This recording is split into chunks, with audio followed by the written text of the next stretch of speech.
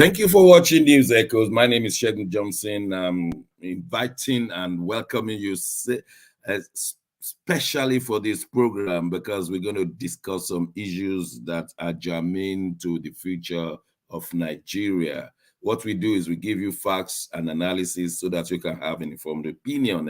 It's not me alone. I have in the studio all the way from Toronto, Canada, Sir George Chuku. You're welcome to the program. Good morning, Dr. Johnson. Good morning, everybody, and good morning, viewers from around the world.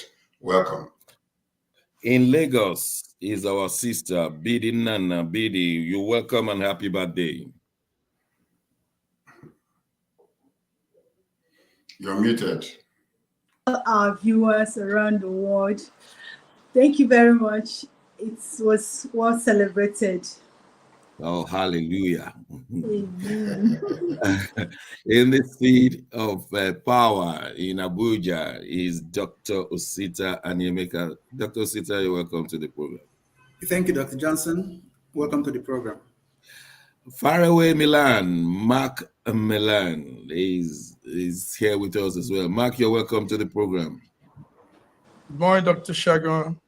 Good morning, everybody. It's good to see you all again. Even with the stress in Nigeria, everybody's looking bright. Depending on which side you are. In Moscow, Russia, is our man, Dr. Godwin Ibe. Dr. Ibe, you're welcome to the program.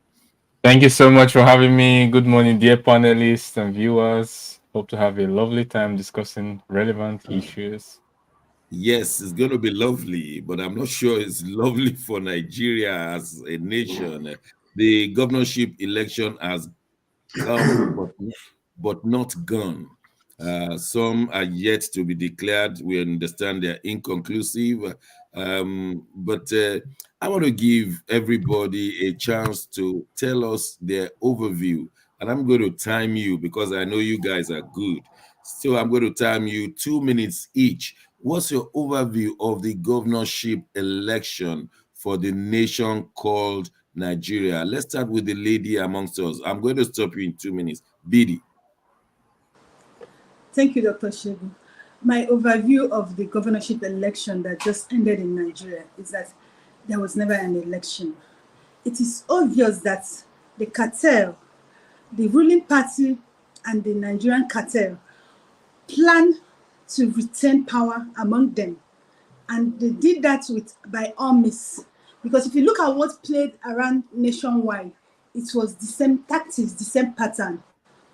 And what they did is this, to unseat some certain people who oppose them coming back to power and make sure some certain party did not have any votes.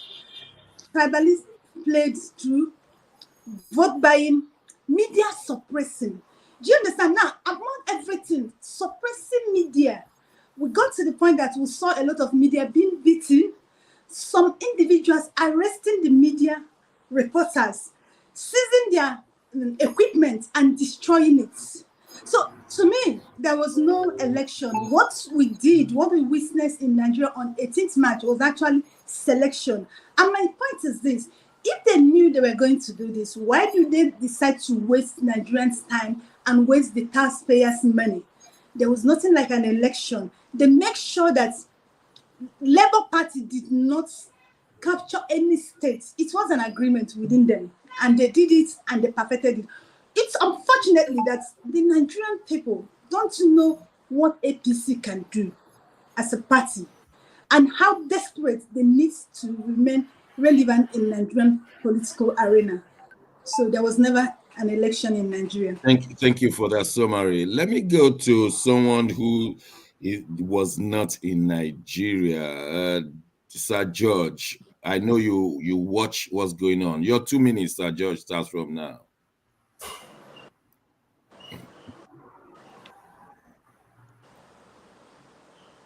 You are muted. Election. Okay. Can you hear me now? Yes. Yes. Okay. Well, the only thing I can say is business as usual. The political system, the corrupt system that was, is still intact. And the only thing they tried to do was have to have a smiling and a shining face towards those that contributed money, because we're still looking for the countries that actually gave Nigeria money towards maintaining democracy and to spread it around. That's all they were trying to do, but they did not succeed. So in essence, really, it's just like business as usual. The citizens of Nigeria will go out there to exercise their franchise. They put that shambolic, whatever you call it, PVC or whatever, and they put it there, and they made sure that nothing was downloaded in order to protect them rewriting everything. It was all written. So we know that it was all written. If you look at Lagos, if you look at other places, they just decided this is what we're going to do it. Put what they selected, who they wanted to select, and put them in there. So there was no election in Nigeria. But I tell you what, though, I don't think that we should sit down and allow these people to continue. Only a handful of people to continue to do this. Because if we don't cry out, it will remain the same. We are being compliant to the whole mess. That's all I can say for now. Thank you very much. Let's go back to Nigeria. Dr. Osita, you are in the capital. There was no governorship election there, but you could feel everything. Tell us more. What happened? Yeah, the no governorship election made it possible for us to be a lot more informed, because we stayed glued to all the mechanisms of information. And I'll tell you, Dr. Johnson, we have been used, abused, insulted, disregarded. We have been slapped on all parts of our bodies. We have also been told that impunity does not have cure in the country, because almost everybody became powerful. A young 21-year-old INEC official will raise her voice, to talk to the voters who are asking questions for explanation why she is packing up to go to collect information at the INEC office, when the law said that they should be able to do it right there at the polling stations. But let me tell you what happened, and the new knowledge that we're playing with. We grew up, you and I grew up, Dr. Johnson, saying that law is the conscience of the nation. We have been so completely lied to, because what is happening now is that law is the instrument for destruction, the judicial system in the country. Because if a judge can say that any of the aggrieved parties in the election cannot tell INEC how to collect their results, cannot tell INEC how the police stations can be run, even when INEC have read out all these rules of engagement before the election, then we're in trouble, because we.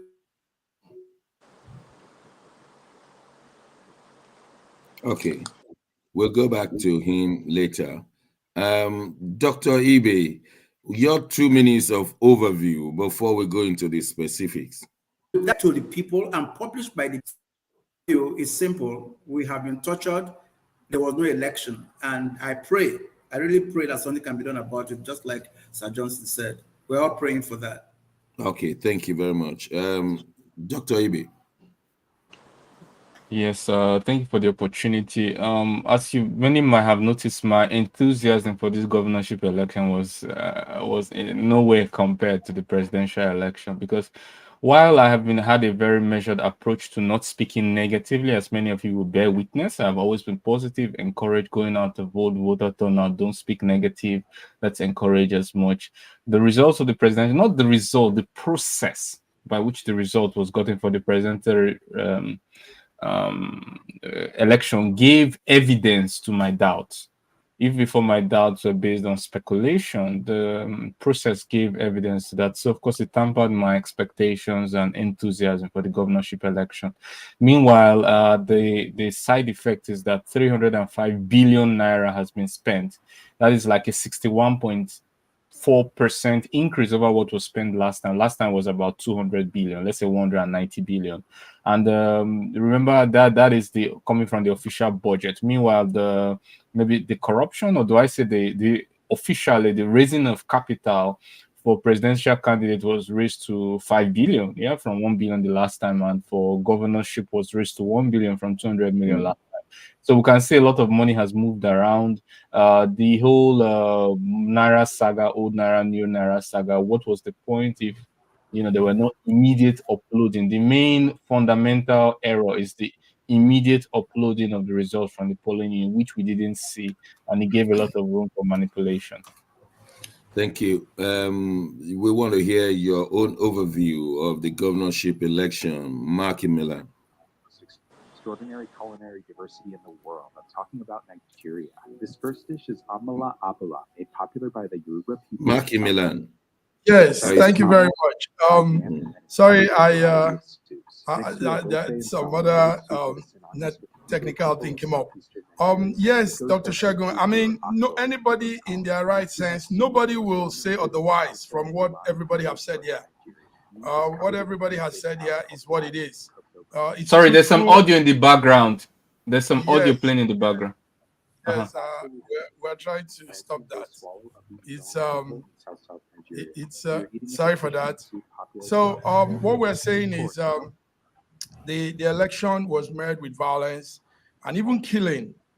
We had a situation where we saw live. We were watching a young man taken down because he was also coming to snatch the ballot box.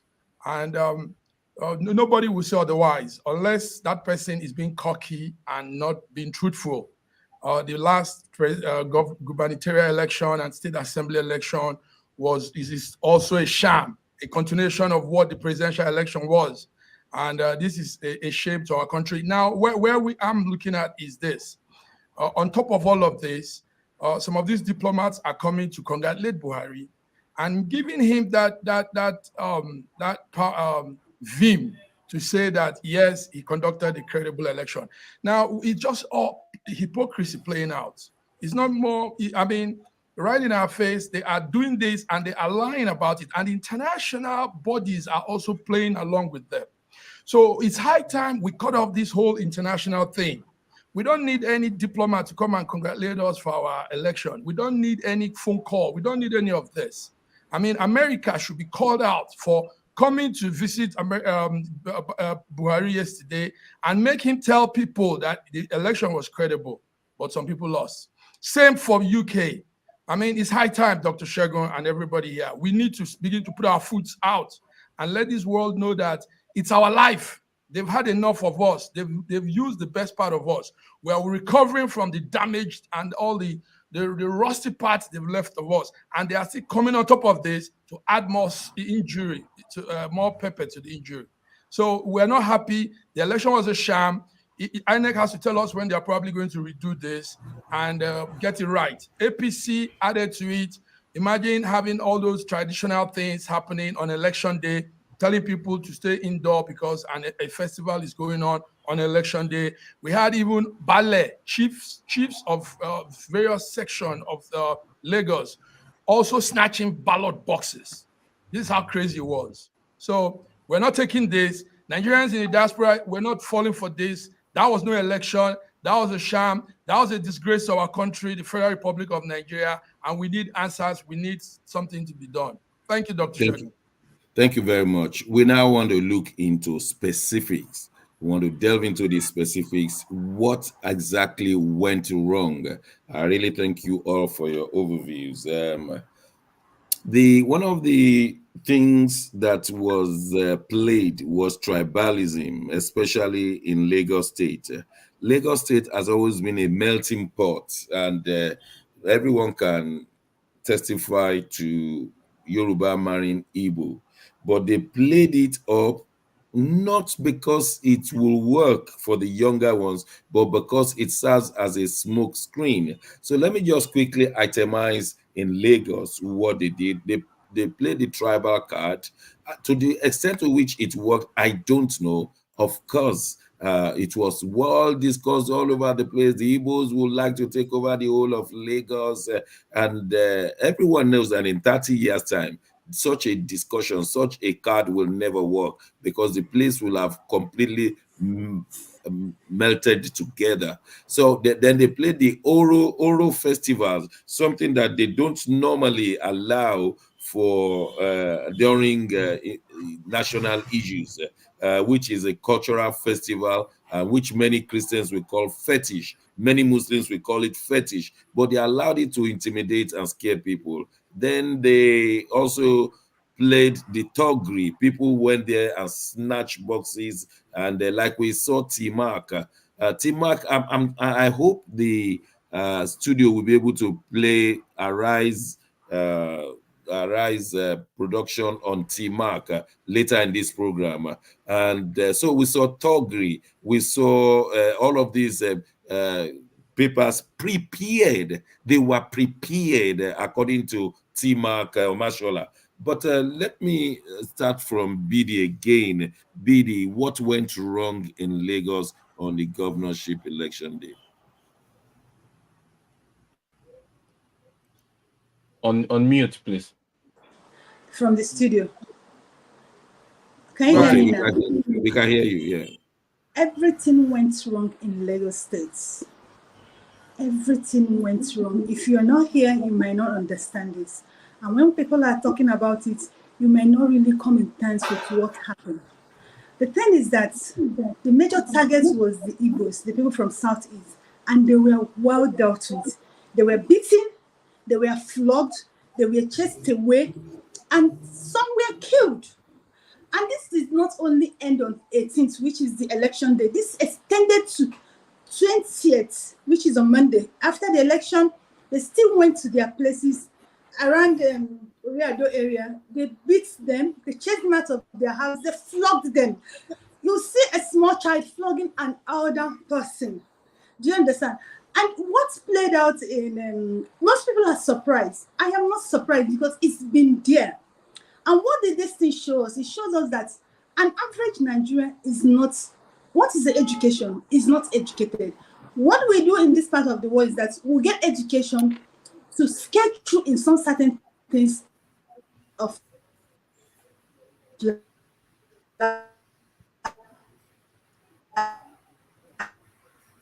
Again, we are having challenge from Lagos, but let's take it to Abuja. I want us to really, before we have the diaspora input, let's hear from those in Nigeria.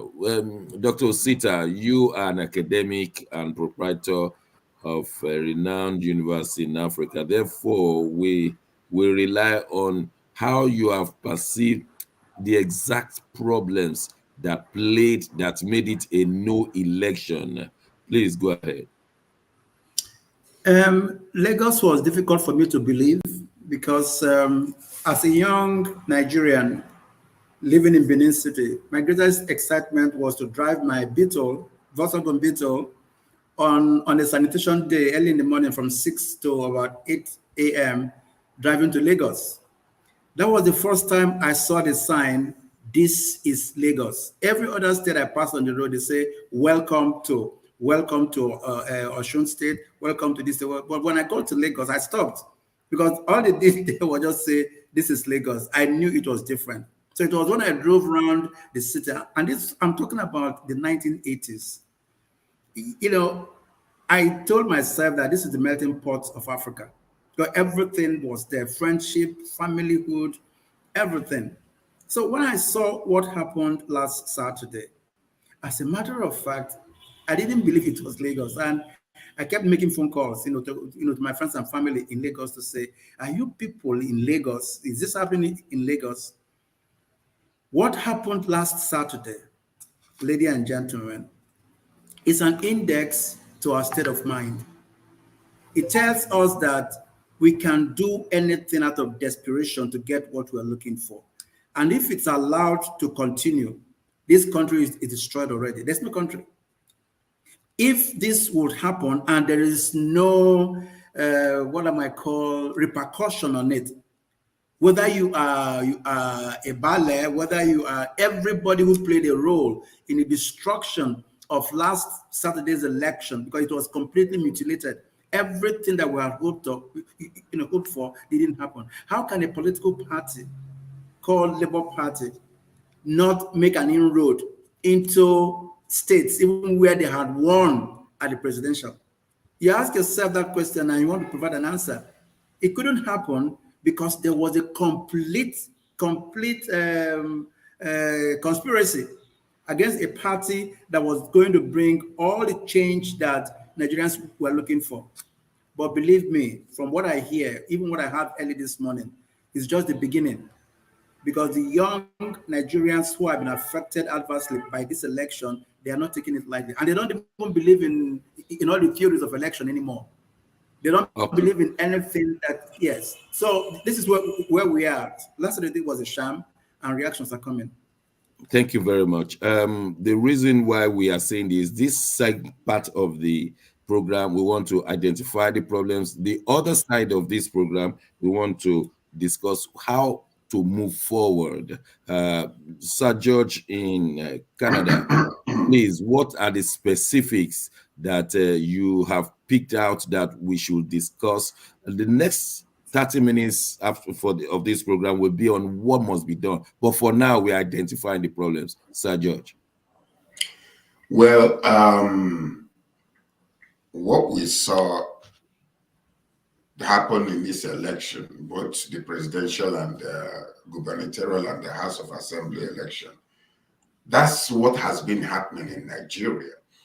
Everything else that they've tried to do is to make the world think that there is change that is going to happen. The money was spent on PVC and all the electronic equipment was just nothing but to appease the world as if we are making a change. Nothing changed whatsoever. Nothing has changed. Nigeria still remains the same. We are known as a very corrupt country, and the reason is not because of the people, it's because of the leaders. So what we saw in this past election is something they used to do. People will go out there, exercise their franchise, stand under the sun, line up, they vote.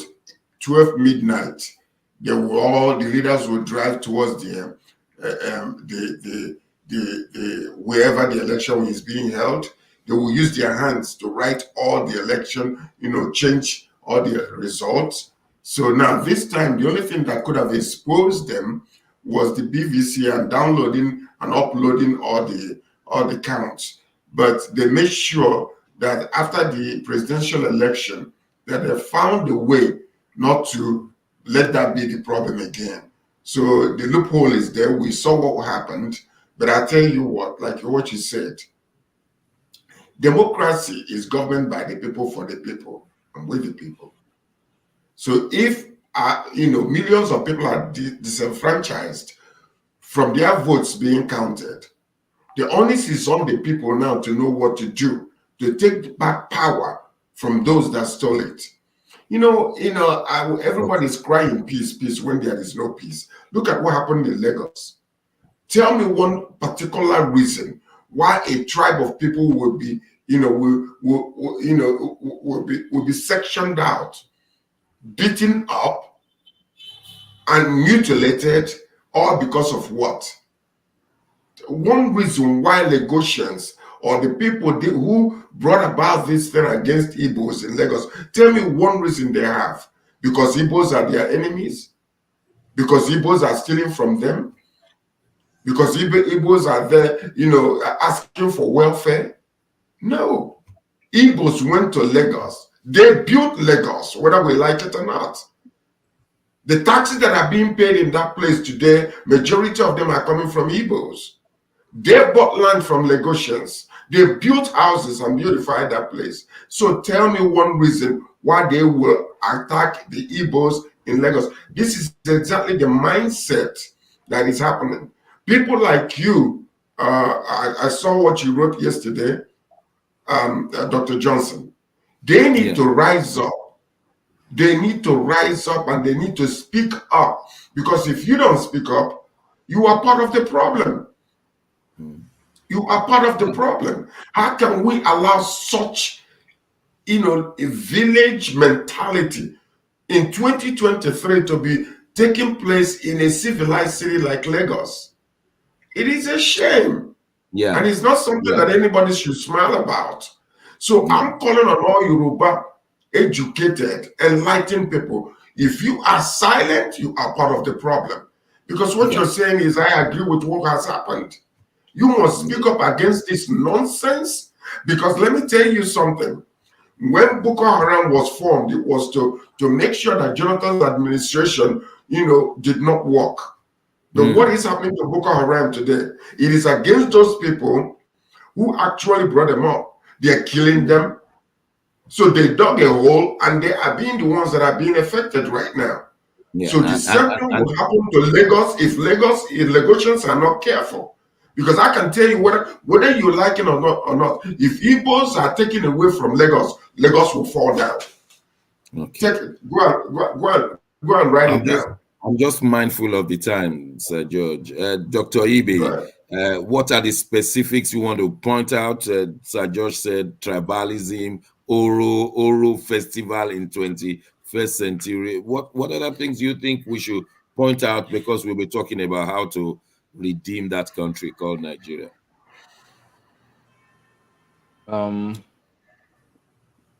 It's great that we have the audience that we are able to reach through our programs and various broadcasts.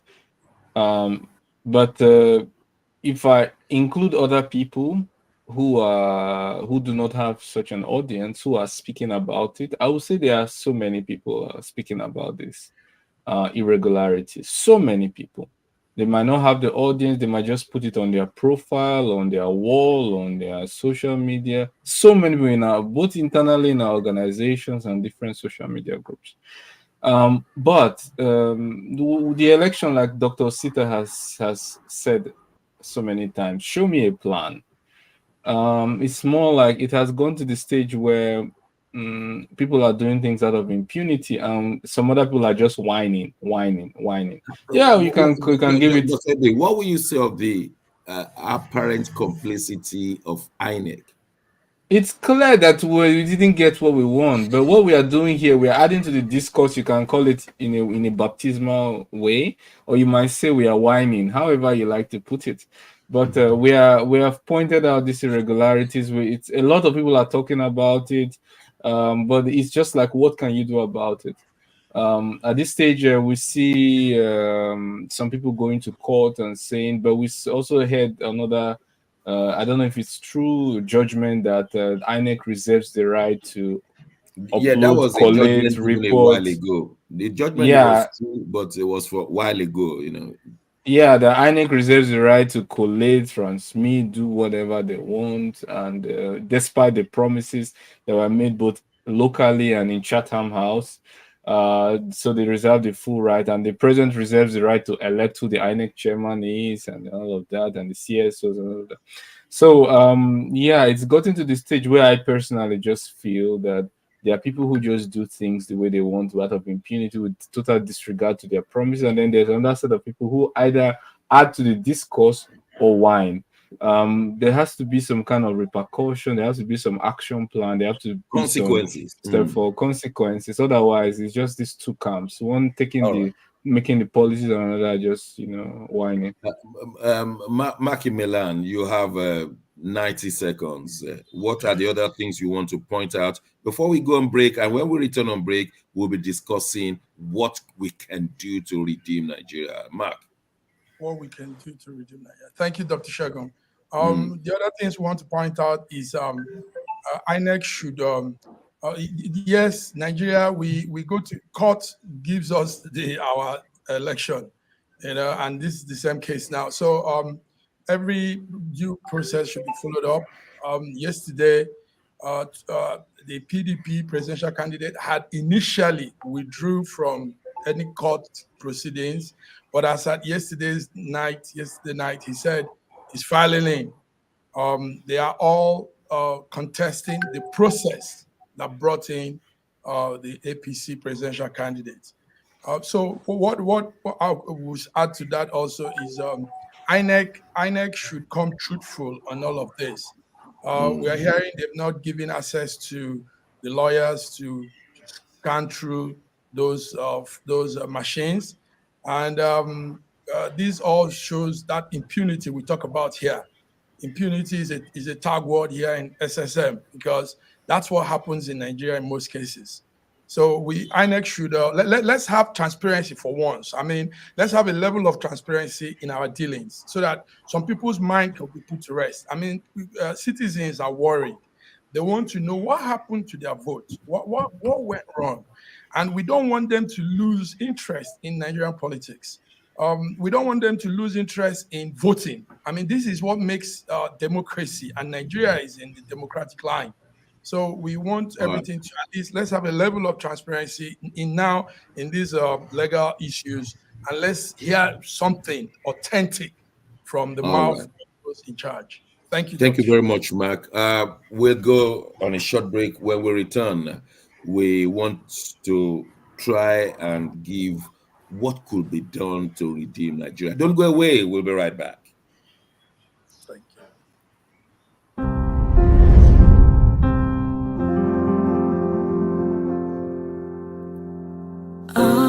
Arise, oh, compatriots, Nigeria's call, obey to serve our fatherland with love and strength and faith. The labor of our heroes past shall never be in vain. To serve with heart and might, one nation bound in freedom, peace.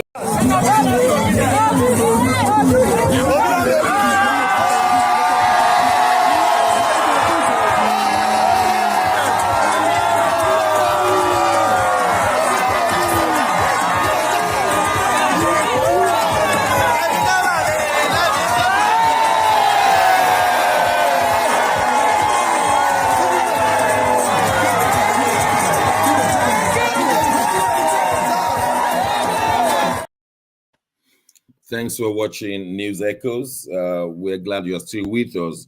Instead of, like some people said, that Dr. Ibe brought out, oh, they are whining because their candidates have not won. Some people said they are moaning. We hope one day we will not mourn Nigeria if we continue like this. We are very much concerned to the sham that they called election. Like Maki Milan said, the international community sees little or nothing, and they just say, oh, well, there was an election. All they are proud of is that the largest democracy in Africa is Nigeria, as long as there is a semblance of voting, but they did not know the extent of rigging. So we can forgive them, but then the system is rotten. And there's no other way we can put it, that this will never lead us to any form of development or peace. Like one gentleman said, the price of corruption is that the brain drain that it will cost. You may not see the roads, you may not see adequate airports and all those infrastructures, but it will lead to serious brain drain, unfortunately. But this segment, we want to look at what can be done. What really can we do to bring things happen? I have seen that there's a petition against INEC going on. Some people have described this Mahmoud Yakubu's INEC as the worst that has ever happened to Nigeria. On the other hand, people who are supporters of Tinubu said, oh, it's been the greatest election. You just wonder whether we are saying two different elections. So there's a petition going on. There's a protest by PDP, which is about to fizzle out. What other things? Sir George, you are saying that something could be done to salvage Nigeria. Let me start from you, Sir George. What do you think Nigerians can do, especially the youth? Is it just to keep quiet peace based on injustice? Listen, there was an article that I saw one time. Yeah, I believe it's in either Italy or some other or Greece, when someone was elected and the whole citizens just banded together and said, we're not serving you, we will not have you to be our leader, and they shut down the whole entire government. And that man had to step down. See, what is happening in Nigeria is what we call, we've suffered so much, we've tolerated it so much, that is, we are wired into it. But the system has brought people to their knees to the point where they need to say, enough is enough. And we thought that this time, because of the, being people and the citizens being enlightened about what democracy is all about the, their right of franchise to vote their leader in, that things might change. But the power that be is still making sure that they're muscling their way in. All I'm saying is this: if only about 5% of the people are controlling the whole entire population and making a decision on their own because they want to recycle government the way they want it, the populace need to rise up. And I don't give a care what they call peace. We can do a civil protest. But when we shut down the nation and then call for a different election, that's what needs to happen. Because what you're seeing now, they are sowing a seed of discord among tribes. They are beginning to bring in things that when it escalates, it will eat up the whole nation. All I'm saying is this: if the people, enough people are disenfranchised and they feel like they need to come out, they need to come out. Let them come out and say no to this nonsense that is happening in Nigeria. What is happening right now is all other countries, they're coming in to congratulate the new president. They are actually supporting the corruption that is going on. But do you blame them? You can't blame them. Nigeria is supposed to be a sovereign country.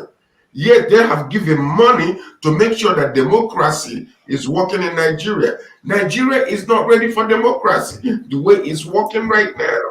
Whether they call it whining, whether they call it whatever, the truth is the truth. And justice must be served in that nation, whether we like it or not. Therefore, I am saying the youth need to say, if you are dissatisfied over what is going on, come out and let your voices be heard. Okay, thank you very much. We are not saying to destroy anything. Civil protest. Civil protest. Simple. Yeah. We have seen where a prime minister did not want to go in the United Kingdom last year, and he was forced to go. 62 ministers resigned, and he was forced to. And I'm talking of Boris Johnson. When the people resolve that you must go, you will go. But where the people can be divided with money, with tribalism. Bidi, you are in Lagos. Will that protest, do you think all the youths that were singing Lupi, can they come out in a peaceful program and block and occupy the whole place? Is it possible? Or before you know it, is the Igbos planning it? It's very, very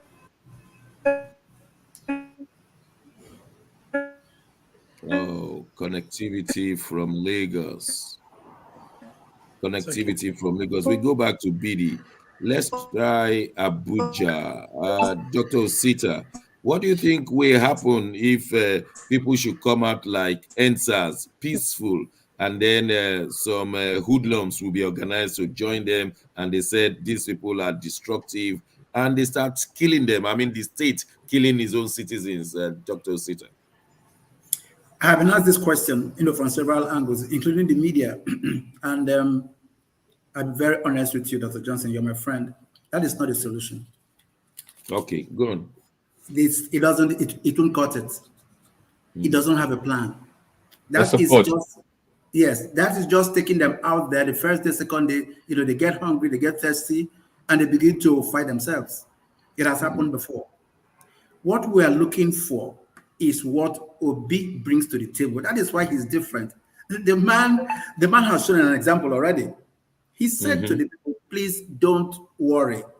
We will get our mandate back, and he's getting it back. I support him, I believe him, and I trust him. You know, if Do you trust the judiciary? excuse me? Do you trust the Good judiciary? question. No. Nigerian It's not a judiciary? question of trusting. It's not a question of trusting. It's a question of bringing them openly for them to disgrace themselves. That's the plan. So the They plan have is disgraced themselves several times. How could the Supreme Court ask not this ones, Adam Lawan to contest Dr. election? Johnson, Dr. Johnson, not these ones that they have done and people kept quiet. Keeping quiet is not an answer. You keep going back to the court. You keep giving them what they cannot run away from. The intelligence of the master. Because let me give an idea of what P2B is doing. He has seen the court before. He has gone to them before and he has retrieved his mandate from them before. Look at the game that he played before. He's playing it now. He will distract all Nigerians, and then he will work on his own to bring international court to Nigeria. Write this down. This is the plan. What he has done now is that he has subpoenaed the person that read and concluded on Tinubu's case in the US, and is coming to Nigeria. He's coming to Nigeria to stand. You cannot, and he's not just coming because he's coming to make a case. He's coming with the vibrant media that will make a case for what he is going to say, and that is what Obi is looking for. So look at how it works. Okay, I'm going to allow others to develop on what you have said. Dr. Ibe, do you agree with Dr. Osita? Protests, not violence, protests will not cut it. It will fizzle out after 3 days, and it has happened before. But systematic judicial process will cut it, because the world will see that these people are fraudulent, they are evil, they are wicked, they have no interest of Nigeria, but it has to be systematically prepared and done. Do you think that will cut it, Dr. Ibe? Please forgive me. Please forgive me, but I don't share the optimism. I don't share the optimism expressed by Dr. Sita. I mean, I would want it. I would want to see progress. I want to see those actions come out in fruition. But I think that, you know, combining what Sir George said, there's a need to speak out, which a lot of people are doing now. But the limit of that is that it will still be another speaking out. Like 5% won't cut it. Because the INEC official, the INEC chairman isn't the one who is coming to collate or do results. He is paying some people. The people are doing it, and these people, they have families. There are clearly some people who are with them, and it's not that they are just alone. There are some set of people that are with them, and even if you shut down Nigeria for 1 or 2 days, I may be able to still eat. I may be able to still provide shelter. But the people whose lives are at stake, who do a lottery for the next meal, shutting down their life for I would not vote to shut down their livelihood for 24 hours, because I know what is at stake in terms of their physiological needs, feeding, shelter. So I would personally not vote. I would hope that we all come together, but anything that would kind of deny them of the next meal, I probably would not be so enthusiastic to vote for, unless I'm certainly sure that there's going to be a result after that, and they are willing to sacrifice that on their own accord. So that's the limit to this. So 5% of the 5% won't cut it. Dr. Ibe, 5% won't cut it. You are a medical doctor. If someone has a gangrene, what do you do to that leg? If someone has a cancer, what do you do to it? What is it that we can do surgery to take out, cut it off from you have to get the signature. You have to get the signature of the patient. to let you to Yes. cut that leg. You don't just, you can't like wow, you're all knowing and then you just take a knife or a surgical knife and Yeah, cut it but off. you will tell the You- person that if you are not signing, you are going to die. Everybody knows the gangrene. Everybody at this stage knows that the failure to immediately upload the result is the gangrene of the whole system. Yeah. Is the foundation that was broken. There's no one who doesn't know right now. I think even those who support the current results and those who are fans of Tinubu, everyone agrees that the email uploading system was a problem and it could have been much better. There's no doubt about what the gangrene is. We are speaking about what is the action that could be done to effect the change. And I'm trying to say what Sir George has suggested is great, but it doesn't seem to be enough to elicit the response we want. And then Dr. Osita's suggestion is based on the premise that there's a significant amount of faith in the judicial system, and that the stakes to which, and then the second assumption is that the experience which Peter Obi has had with the state system or the state Governorship. Yeah. governorship is at the same stakes which we have, and it's not exactly true because the stakes are much higher now. The stakes are much more higher right now. Thank you, Dr. Ebe. Let me quickly. Sorry, just 30 seconds. And also we have the backing of the international system with the results. Congratulations, visiting the same Western institution that don't see 90% of our oil being stolen on big ships, and the same institutions that are now okay with this result, as somehow someone is going to bring a media that is going to speak against it. It somehow it doesn't add Thank up you for bringing that out. Thank you for bringing that out. Mark, what's your position? We have these three at the moment: petition, protest, robust judicial process. Mark, what can you add that will not make this gangrene kill Nigeria? It's the robust judicial process that we look forward to. And I am aligning with Dr. Osita. Yes, Peter Obi, yes, it could be a smaller thing, a bigger thing at stake this time. But Peter Obi understands the legal system. And it's not about the fraudulent judges. Yes, they are. Nigeria has fraudulent senior advocates, fraudulent judges, fraudulent Supreme Court judges, and all that. But this is a nation at the brink of, we are sitting on the edge, and anything now could ignite something else. So those fraudulent judges, it's time for them to put those money that will be given to them. The money doesn't solve problems of humanity to this in this text. Yes. So Peter Obi understands this, and that's why he's going all the way. Dr. Osi said something that is important, and it's going to be done. They are now bringing in international evidences, international people that will come in as witness, and don't undermine this whole thing. Don't undermine it. This is Nigeria, 280 million people. So even though, yes, America plays the accomplice in most of this evil, yes, UK does that too, but we're sitting on the ledge, we're sitting on the edge, we're sitting on the ledge, and anything could go wrong if things are not done properly. So it's not about how things have been done, but how things should be done and get Nigerians working. Nigerians need this whole solution now. Thank you very much, Mark. I hope BD's connectivity will be good before we finish the program.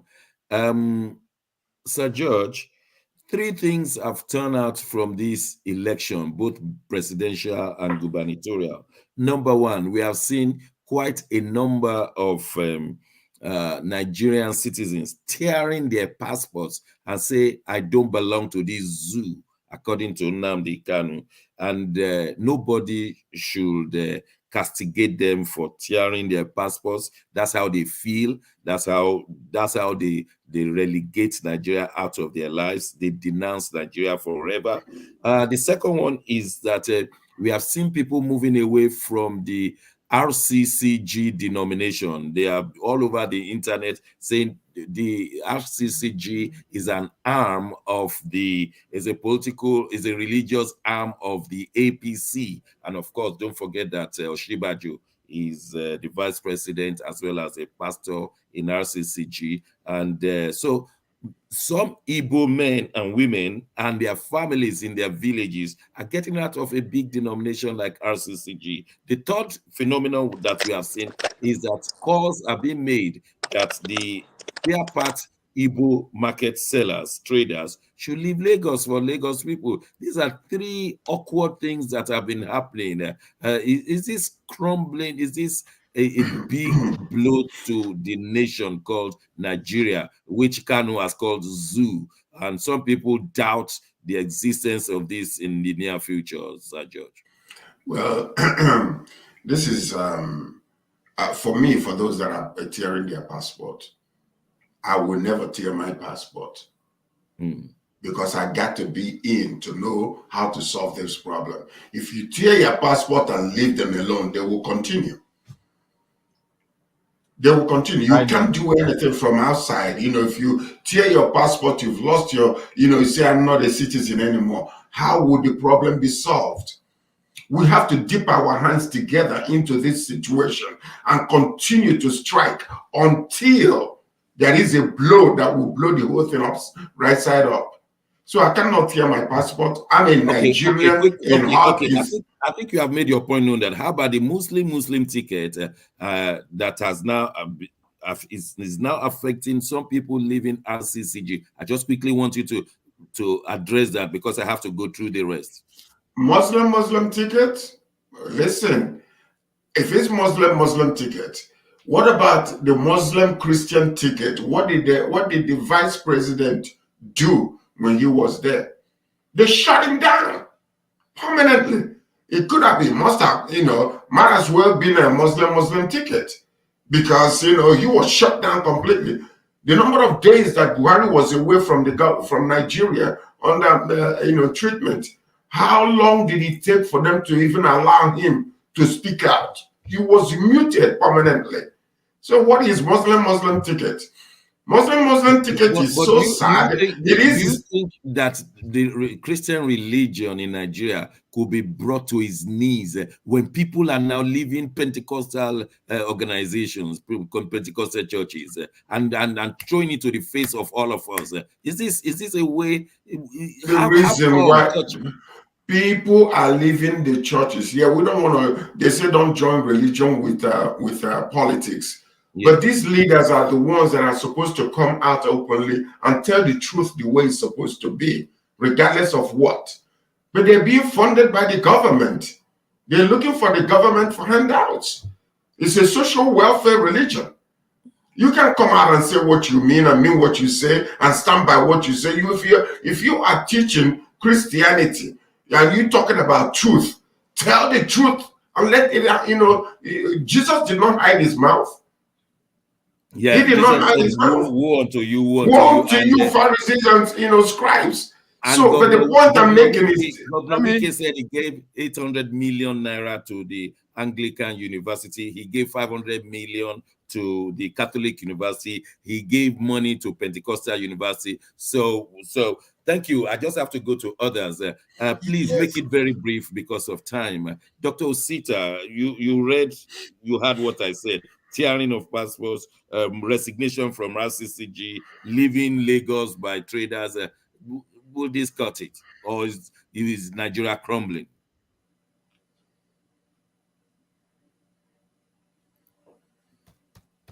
Unmute.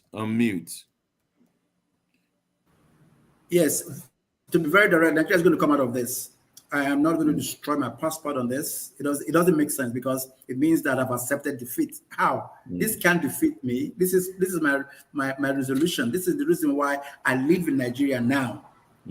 It is difficult to do what I'm doing. It is difficult for me, but I am here now because this is what it takes. So why would I destroy my passport just because there were 2 elections that didn't work out? I wasn't expecting change from the polls. Okay, you can move on to the church one now. So, yes, how about the church? Is it because destroying the Christianity? Yeah, the issue is this. Let's listen to ourselves. The Pentecostal church leaders ask their members to leave. So these people join the churches. If they are leaving for this kind of reasons, let them go too, because one person like Osibanjo cannot make me live where I have a strong faith. And for the Igbo traders, I know they're not going to leave Lagos. You know what they will do? They will build an extended Lagos. The Igbo traders will go to Ogun State. They will go to Ibadan and then attract Lagosians to Ibadan, because this is what they have done. They have created life everywhere. Look at after the Biafran War. It took them 7 months to start rebuilding the entire Onitsha. So any of those three, the passport issue, the RCCG issue, and Igbo traders, I stand firmly to say that this is just temporary. Okay, how about BD? Is BD's connectivity okay now? Yes. BD okay, BD, you've listened to the three things that we've seen, phenomena we've seen on the internet. What's your take on them? The thing is that we as Nigerians would like living in denial. We don't look at the issues the way it is. The truth is this RCCG, it's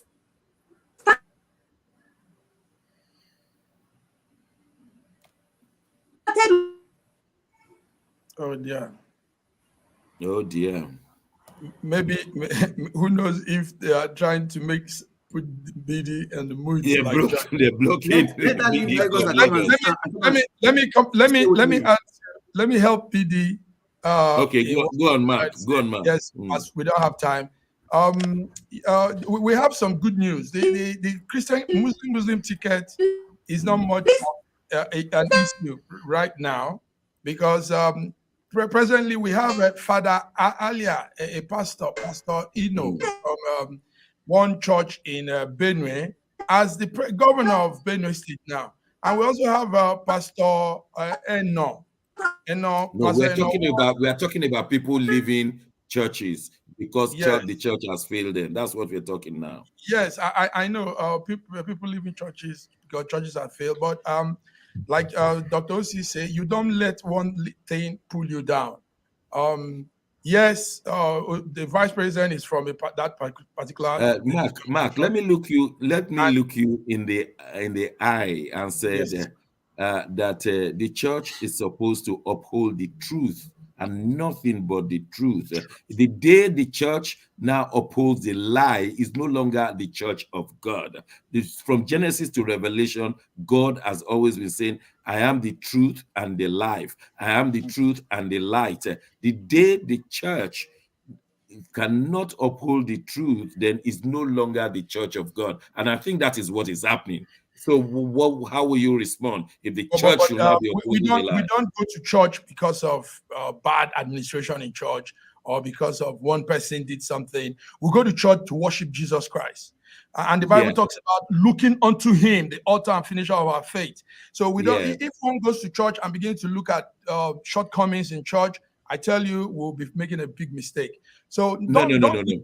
Should the church uphold the truth in the community or uphold the lies in the community? It is up to God to judge that church, and God will face the wrath. Okay, so the members should just be there, serve their Jesus. Jesus is universal. Jesus is not about all this. So serve your Jesus. Let's go to Dr. Ibe. I'm just mindful of the time. Thank you. Yes. Okay. Yes. Steering of path was a very bad idea because it does not face reality. This is another example of wokeism entering Nigeria and all sort of and signaling. It doesn't make any sense. There's no strategic advantage in doing that. So please don't do that. And moreover, some people that are doing that, they have other options. You might not be so lucky to have other options. Number 3, the cost of renewal. You will still need to recover that passport as lost passport or damaged passport. It will still cost you money. In those abroad, we know how much it costs. Now for RCCG, for RCCG, it's not a problem in the sense that followers need leaders more than leaders need followers. They will still flock around their leader no matter how much they criticize. And we see this phenomenon not only in the church in terms of celebrities and all of that. Another thing is connected to the education. The more educated people are, the more they tend to hold their leaders more accountable. So hopefully tribalism blows away Yeah, even yeah, education at yeah. a point. Education will play a long role, a better role in that. Now, concerning traders, I just have to stop you, not because I Yeah, want okay, to, but the time is okay. not on our side. I want to thank you, Dr. Ibe, Dr. Sita, Sir George, BD. Unfortunately, we'll be hearing more of you on Friday. That's how far we'll go today. Thank you, Mark in Milan, and the crew in Italy. We shall be back on Friday, and we will dwell on all some of these things. My name is Shekin Johnson. God bless you.